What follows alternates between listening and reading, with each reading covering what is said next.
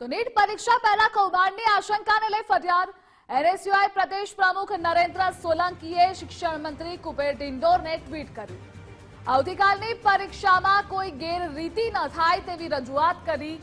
NEET પરીક્ષા વ્યવસ્થા સારી રીતે યોજાય તેવી માંગ કરાઈ છે।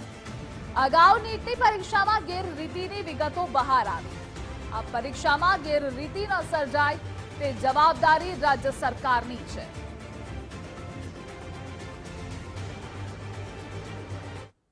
પોતાના પેરેન્ટ્સ પેટે પાટા બાંધી અને મહેનત કરી અને ફી ભરે છે અને ભણાવે છે, ત્યારે આવા સેટિંગિયા જે લોકો છે અને સેટિંગિયા જે એજન્ટો છે એના દ્વારા આ સેટિંગ કરી અને ક્યાંક ને ક્યાંક જે જેન્યુઅલ વિદ્યાર્થીઓ છે તેની સાથે અન્યાય થાય છે। ત્યારે આ ગુજરાત એનએસયુઆઈ દ્વારા એક માંગણી છે કે જે આવતીકાલે જે પરીક્ષા લેવાવાની છે એ પરીક્ષા તટસ્થ અને સ્પષ્ટતાપૂર્વક અને સારી રીતે લેવામાં આવે, કે એમાં કોઈ સેટિંગ ના હોય, જેથી કરીને આ લાખો વિદ્યાર્થીઓ છે તેનું ભવિષ્ય ના બગડે, તેવી જ અમારી ખાસ એક અપીલ છે સરકાર।